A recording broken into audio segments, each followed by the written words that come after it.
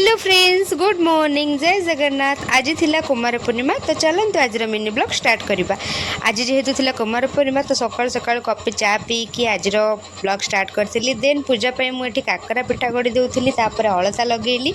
जेहेतु कुमार पूर्णिमा, तो से अलता टिके लगे सारापर आम बाहरी पकईलु तीन भौणी जनुषा पूजा को जीवाई। देन पूजा आरंभ करूँ। आ पूजा सारापर आमर भर्षाणी कार्यक्रम अच्छी, तो से पूजा को आम जल्दी आफ्टरनून टाइम रे ही सारी देलु। तो देन देखो मासटी जगार पूजा जेहेतु मुझे तो आज सबकि पूजा मत ही करने को पड़ा। तो ये देखु बहुत सुंदर देखा जाउछंती माँ, तो बढ़िया देखा भी जाऊँगी। आमर पूजापी सब जोगाड़ जोगड़ी करके आम पूजा भी संध्या 6टा भितर सारी देलु।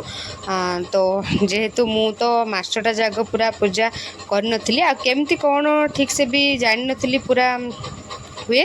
तो से लगी मत जहाँ जमती कहते मु ठीक सेमती ही करदे।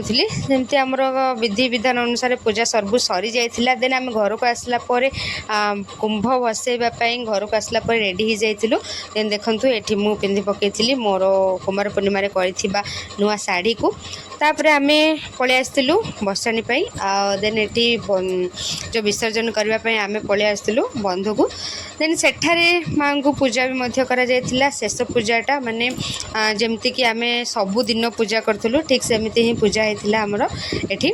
आमर एठी तो टॉफी बसाती, तो ठीक सेमिति सब किछि कार्यक्रम सरला आम घर को पळि आस्तिलु। देन घर को आसला परे कुमार पूर्णिमा तो माने नियम हुए ताश खेलिबार।